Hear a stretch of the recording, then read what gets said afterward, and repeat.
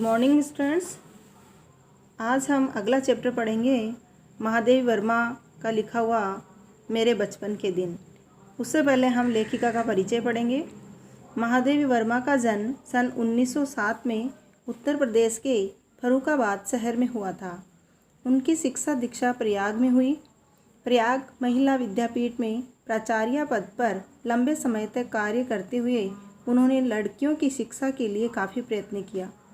सन 1987 में इनका देहांत हो गया। महादेवी जी छायावाद की प्रमुख कवियों में से एक थी। निहार, रश्मि, नीरजा, यामा, दीपशिखा उनके प्रमुख काव्य संग्रह हैं। कविता के साथ साथ उन्होंने सशक्त गद्य रचनाएं भी लिखी है, जिनमें रेखाचित्र तथा संस्मरण प्रमुख हैं। अतीत के चलचित्र, स्मृति की रेखाएं, पथ के साथी, श्रृंखला की कड़ियाँ आदि उनकी महत्वपूर्ण गद्य रचनाएं हैं। महादेवी वर्मा को साहित्य अकादमी एवं ज्ञानपीठ पुरस्कार से सम्मानित किया गया। भारत सरकार ने उन्हें पद्म भूषण से भी अलंकृत किया। अब देखते हैं महादेवी वर्मा के बचपन के दिन। ये जो कहानी है वो हमें बताती है महादेवी वर्मा के बारे में। महादेवी वर्मा अपने परिवार में इकलौती बेटी थी। कई पीढ़ियों के बाद उनका जन्म होता है, उसी का वर्णन यहाँ उन्होंने किया है। और उनकी परवरिश किस प्रकार होती है, कौन कौन सी भाषाएं उन्होंने सीखी, कैसे सीखी, इन सब के बारे में यहाँ हम पढ़ेंगे। बचपन की स्मृतियों में एक विचित्र सा आकर्षण होता है। कभी कभी लगता है जैसे सपने में सब देखा होगा। परिस्थितियाँ बहुत बदल जाती है। अपने परिवार में मैं कई पीढ़ियों के बाद उत्पन्न हुई। ये सब महादेवी वर्मा कह रही है कि मैं कई पीढ़ियों के बाद अपने परिवार में उत्पन्न हुई। मेरे परिवार में प्राय 200 वर्ष तक कोई लड़की थी ही नहीं।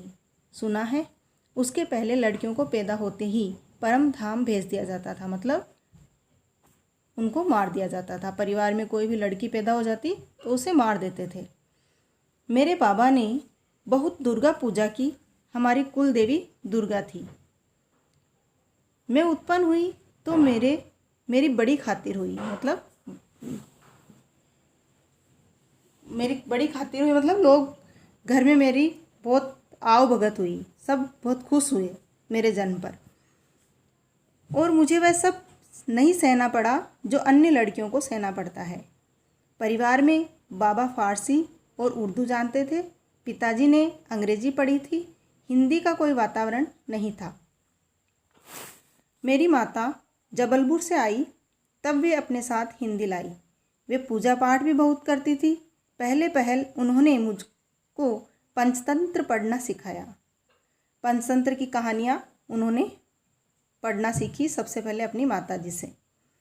बाबा कहते थे इसको हम विदुषी बनाएंगे। विदुषी जो विद्वान महिलाएं होती हैं उन्हें विदुषी कहा जाता है। मेरे संबंध में उनका विचार बहुत ऊंचा रहा, इसलिए पंचतंत्र भी पढ़ा मैंने, संस्कृत भी पढ़ी। वे अवश्य चाहते थे कि मैं उर्दू फारसी सीख लूं, लेकिन वह मेरे बस की बात नहीं थी। मैंने जब एक दिन मौलवी साहब को देखा तो बस दूसरे दिन मैं चारपाई के नीचे जा छिपी। मौलवी साहब मतलब जो उन्हें उर्दू सिखाने के लिए, फारसी सिखाने के लिए आए थे, अध्यापक, उनके लिए कहा है। तो वो जो सिखाने आए उनसे डर के मारे वह चारपाई के नीचे जाकर छिप गई। तब पंडित जी आए संस्कृत पढ़ाने। माँ थोड़ी संस्कृत जानती थी। गीता में उन्हें विशेष रुचि थी।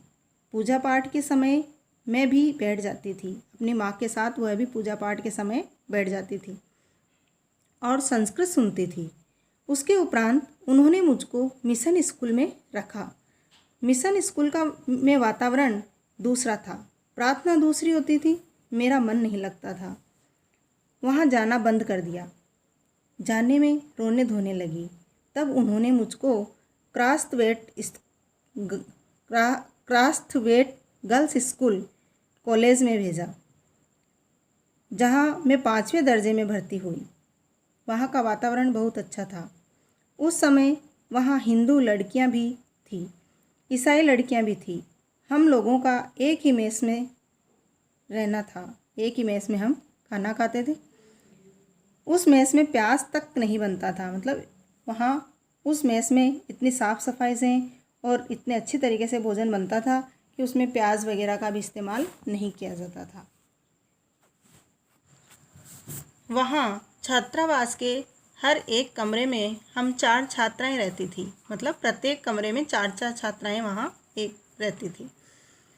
उनमें पहली ही साथिन सुभद्रा कुमारी मिली। उनकी जो पहली साथिन यानी मित्र थी वो कौन थी? सुभद्रा कुमारी चौहान। 7वें दर्जे में वे मुझसे 2 साल सीनियर थी। वे कविता लिखती थी और मैं भी बचपन से तुक मिलाती आई थी। मतलब महादेवी वर्मा भी कविताएं लिखती थी। बचपन में माँ लिखती थी, पद भी गाती थी। मीरा के पद वे विशेष रूप से गाती थी।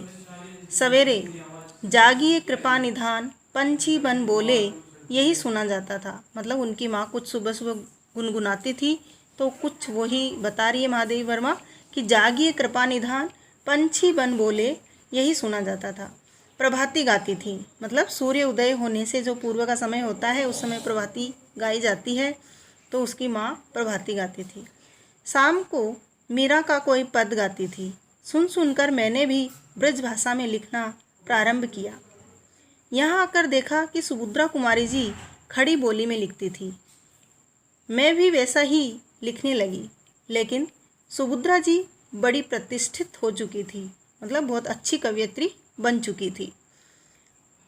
उनसे छिपा कर लिखती थी। महादेवी वर्मा उनके सामने नहीं लिखती थी, उनसे छिप कर लिखती थी। एक दिन उन्होंने कहा, महादेवी तुम कविता लिखती हो? तो मैंने डर के मारे कहा, नहीं। अंत में उन्होंने मेरी डेस्क से की किताबों की तलाशी ली और कविताओं का ढेर निकल पड़ा उनमें से। तब जैसे किसी अपराधी को पकड़ते हैं, ऐसे ही उन्होंने एक हाथ में कागज़ लिए और एक हाथ में मुझको पकड़ा और पूरे हॉस्टल में दिखाई कि ये कविता लिखती है। फिर हम दोनों की मित्रता हो गई। क्रास्टवेट में एक पेड़ की डाल नीचे थी। उस डाल पर हम लोग बैठ जाते थे। जब और लड़कियां खेलती थी तब हम लोग तुक मिलाते थे। उस समय एक पत्रिका निकलती थी, स्त्री दर्पण, उसी में भेज देते थे। अपनी कविताएं जो लिखते थे उसको एक पत्रिका में निकाल देते थे जिसका नाम था स्त्री दर्पण। अपनी तुकबंदी छप भी जाती थी। फिर यहाँ कवि सम्मेलन होने लगे और हम लोग भी उनमें जाने लगे। हिंदी का उस समय प्रचार प्रसार था। मैं सन 1917 में यहाँ आई थी। उसके उपरांत गांधी जी का सत्याग्रह आरंभ हो गया और आनंद भवन स्वतंत्रता के संघर्ष का केंद्र हो गया। जहाँ तहाँ हिंदी का भी प्रचार चलता था। कवि सम्मेलन होते थे तो क्रास्टवेट से मैडम हमको साथ लेकर जाती थी। हम कविता सुनाते थे। कभी हरिओत जी अध्यक्ष होते, कभी श्रीधर पाठक होते थे। बड़े बड़े कवि वहाँ आते थे। कभी रत्नाकर जी होते थे, कभी कोई होता था। कब हमारा नाम पुकारा जाए बेचैनी से सुनते रहते थे। मुझको प्राय प्रथम पुरस्कार मिलता था। 100 से कम पदक नहीं मिले होंगे उनमें से। एक बार की घटना याद आती है कि कविता पर मुझे चांदी का एक कटोरा मिला। महादेवी वर्मा को अपनी एक कविता पर चांदी का कटोरा इनाम में मिला। नक्काशीदार व सुंदर, मतलब उस पर कुछ चित्र कारीगरी भी की गई थी। उस दिन सुभद्रा कुमारी नहीं गई थी। सुभद्रा प्राय नहीं जाती थी कवि सम्मेलन में। मैंने उनसे आकर कहा, देखो यह मिला है। अगला पार्ट हम अगले वीडियो में पढ़ेंगे।